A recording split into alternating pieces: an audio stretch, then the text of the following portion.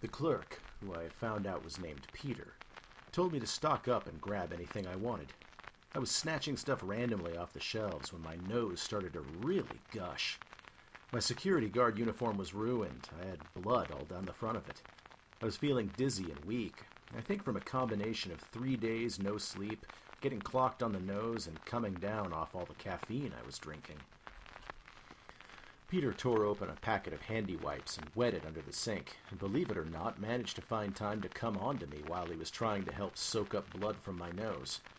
I managed to let drop I was married, and I could see him wince a bit, but he kept dabbing with the handy wipe at my nose for me. Gay or not, he was a relatively good person. "Do you think those guys are coming back?" he asked me, dabbing away. "Nah, you've seen the last of them, guarantee you. Mexicans could not organize a bowel movement. They will go get drunk and forget about it," I said, sniffling to try to make a clot form in there so I could get on with it. Peter nodded and gave me the cloth. I leaned back against the counter and tilted my head up to try to make the bleeding stop. Peter got a Diet Coke out of the fridge and accidentally broke another one on the floor. "Who cares?" he said. "I ain't coming back here. I could pick these jobs up 10 times a week if I wanted them. My boss was going to get me to open the store today. No way. You can feel today is going to be bad. Everybody knows it. I'm going home to Burbank, and I'm going to drink Jack Daniels and curl up with a good book. The National Guard will get here eventually."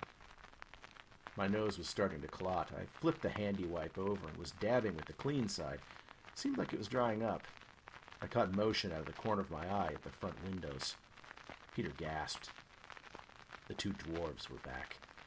Standing between them was the shortest, ugliest Mexican I've ever seen. That's saying a lot, believe me. I did not have to be Sherlock Holmes to guess this was Benny. So they were serious. They went and got somebody. This guy Benny was staring at me dead on. One of the dwarves pointed through the glass at me with a crooked finger. Benny had a dead fish stare that I had seen enough in security work to know when you were dealing with the real thing. His two friends might have been wannabes. This guy looked to be the hardest of the hardcore gangbangers. Little trimmed mustache, dark brown features cut from rock.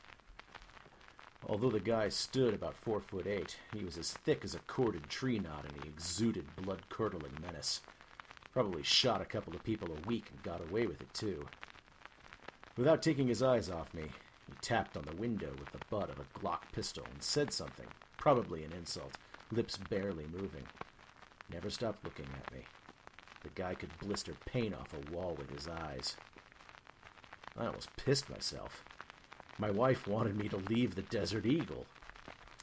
Damn, I was going to die because I let her cuckold me again. Ironic. Peter had already ducked down in the dark at the back behind a cheese roll display and gestured for me to get down. I crouched and slid beside him, tossing aside the groceries I was toting as an encumbrance. "Peter," I said, "my wife is expecting me back in 5 minutes from the Quick Mart. I hope you're going to tell me there's another way out of here. I'm not ready to die over a loaf of bread and some milk." Tapping on the glass with the Glock again. Not hard, mind you. Really easy. Scary, scary dude. To this day, I can't be sure or not if these Mexicans really expected me to come to the front of the store and unlock the door so they could shoot me between the eyes. Peter turned out to be a pretty resourceful guy under pressure. He said, "I always imagined this. If a psycho came in and started shooting up the place, how would I get out? Follow me. I know a good way." He didn't have to tell me to stay down. We both crawled to the back. Air flap doors through the back into their little stockroom. Very dark except for an emergency fire exit sign. "Not that way," Peter said. "Stay behind me." A gunshot behind us, heard glass breaking. Was just about ready to piss down my own leg. Heard what sounded like a lot more than 3 people rushing into the store, yelling and cursing. Another gunshot. I almost bit off my tongue. I followed Peter into what looked like a trolley corridor that ran behind the storefronts, all cool concrete cinder blocks. The fluorescents were on back here. We had both stood up and were running now. Peter motioned me to turn right and go up a flight of stairs.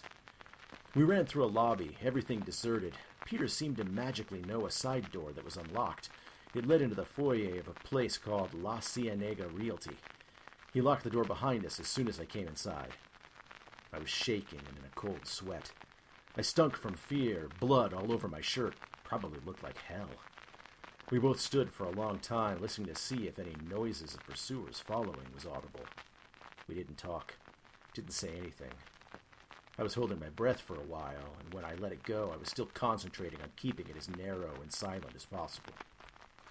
Peter said, "If you go out the side door of the Realty, you'll be right around the corner from Sunset. That's on the other side of the Quick Mart, a block away." I didn't move or say anything. I went over and sat down at a realtor's desk. It looked like it had been abandoned in a hurry. A yellow sticket on the monitor said, "Everybody home by 2:30. Riots!" I was scared to even turn on the desk light and just sat in the weak light of the sun coming through the front office windows. Peter sat down and didn't say anything. We sat there very quietly. I closed my eyes and nearly fell asleep, scared witless in spite of it. About 30 minutes went by. "Pete, I gotta go, buddy. Much appreciated," I said, and I got up. "I'm going to break for it down Sunset, hoping Benny is not around." "I'm calling my sister. She owns a cab company. She'll send a cab out here for me to take to Burbank," said Peter. I gave him a smile that came out more like a sick grimace, waved so long, and went for the door, crouching. Peered out into the street, cracking the door. Fresh air came in from the outside, cool morning air with wood smoke. No sign of anybody. Geez, I thought, it's only 9:15 a.m. in the morning. I thought it was nighttime after all that. I ran across to Sunset. No traffic.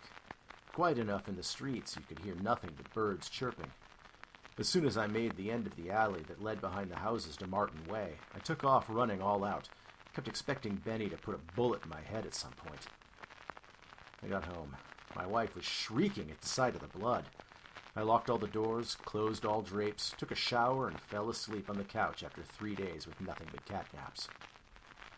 I remember drifting off with my wife asking me, "What about the milk?"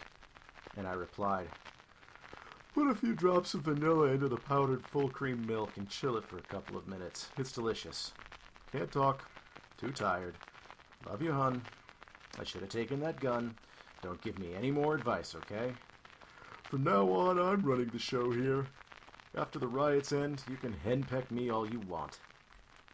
It's good I got a nap in, because that afternoon was going to be biblical. No kidding. Apocalypse on a grand scale. You never saw CGI special effects in a movie that could hold a candle to what I saw when I woke up.